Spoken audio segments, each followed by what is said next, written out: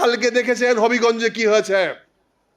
আপনার এখানে যুদ্ধ হতো, জুলাই যুদ্ধ, আর সেখানে আমাদের যারা নেতৃত্ব দিয়েছিল, যারা আপনাদেরকে এই জুলাই যুদ্ধের সেনাপতি ছিল, তাদের প্রতি কি ব্যবহার করা হয়েছে আমি নিন্দা জানাই। তারেক রহমান সাহেব, আপনার লজ্জা পাওয়া উচিত ছিল। ওরা যদি মামলা করতো কি হইতো, কি হইতো? মাননীয় বিরোধী নেতাকে আমি অনুরোধ করব, আমরা আজকে নিন্দা জানাই জনাব তারেক রহমান প্রধানমন্ত্রীকে, যাদের কারণে আজকে আপনি মুক্ত হয়ে প্রধানমন্ত্রীর চেয়ারে বসে ঘুরে ফিরে বেড়াচ্ছেন গেঞ্জি গায়ে দিয়ে। এই গেঞ্জির পিছনে কে? এই জুলাই যোদ্ধারা। আর তাদের গায়ে আপনি বাঁশ নিয়ে যান। এই দিন দিন না, আরো দিন আছে। এই দিনের নিয়ে যাবে, সেই দিনের কাছে সাবধান সাবধান সাবধান। আজকের এই মত বিনিময় সভার সম্মানিত সভাপতি, উপস্থিত সম্মানিত প্রধান অতিথি, জাতীয় নেতৃবৃন্দ, জুলাই যোদ্ধা এবং যুদ্ধাহত ভাইয়েরা ও সুধীবৃন্দ, আসসালামু আলাইকুম। ৭১ আমার বয়স ছিল ১৯। সৌভাগ্য হয়েছিল রণাঙ্গনে যুদ্ধ করার। জগন্নাথ কলেজ থেকে এইচএসসি পাশ করেছিলাম ৭০ সনে।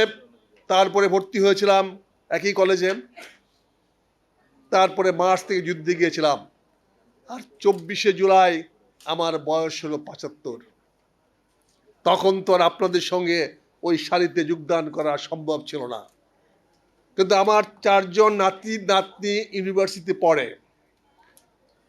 আল্লাহকে শুকরিয়া, ৪ জন আপনাদের সঙ্গে সমবেত হতে পেরেছিল। তারা রাস্তায় নেমেছিল, বিশ্ববিদ্যালয়ে কাজ করেছিল। শুকরিয়া জানাই। তবে তারা দুর্ভাগা, তারা শহীদ হতে পারে নাই, আহত হতে পারে নাই। আপনারা ভাগ্যবান।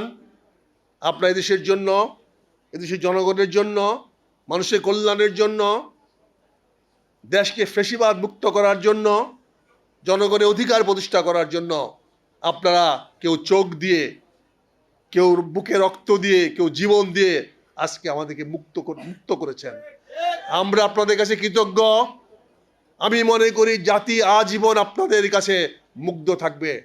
আজকে যে কথা বলেছে মুগ্ধের পিতা, আমরা তখনই বলেছি যে এই যুদ্ধ যতক্ষণ তরুণরা এগিয়ে না আসবে, ততক্ষণ পর্যন্ত যুদ্ধ আমরা জয়ী হতে পারবো না। আজকে আপনারা এগিয়ে আসছিলেন, আপনার সন্তানরা এগিয়ে আসছিল। আপনারা সেই ভাগ্যবান, আপনারা সেই গর্বিত সন্তানের পিতা মাতা, যাদের কারণে আজকে আমরা বাংলাদেশ হায়ানা মুক্ত হয়েছি, বাংলাদেশ ফ্যাসিবাদ মুক্ত হয়েছি, স্বৈরাচার মুক্ত হয়েছি। আগামী দিনেও বাংলাদেশকে যদি আমরা বৈষম্য বিরোধী করতে চাই, যদি গণতান্ত্রিক মূল্যবোধ অব্যাহত রাখতে চাই, তাহলে সব সময় আমাদের তরুণদের রক্ত প্রস্তুত রাখতে হবে। এই তরুণ ছাড়া কোনোদিন সমাজ সামনে আগাতে পারে না। আমার পক্ষে এখন কিছু করা সম্ভব নয়। এই বক্তৃতা দিতে টায়ার্ড লাগে এখন, কাজে এখন আর কিছু করতে পারবো না। কাজে আজকে এই তরুণরা আগে আসতে হবে।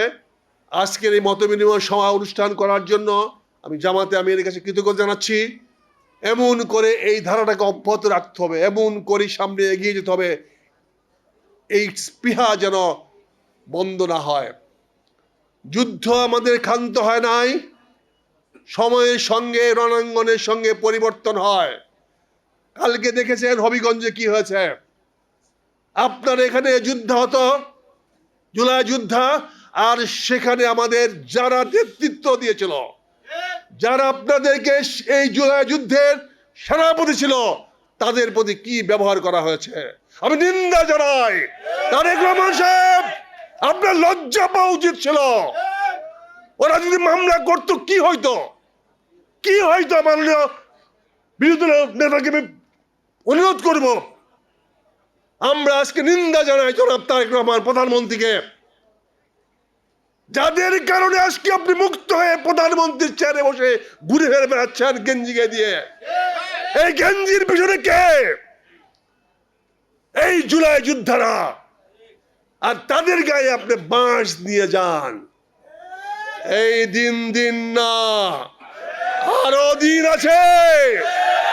এই দিনে নিয়ে যাবে, সেই দিনের কাছে সাবধান সাবধান সাবধান। আসসালামু আলাইকুম।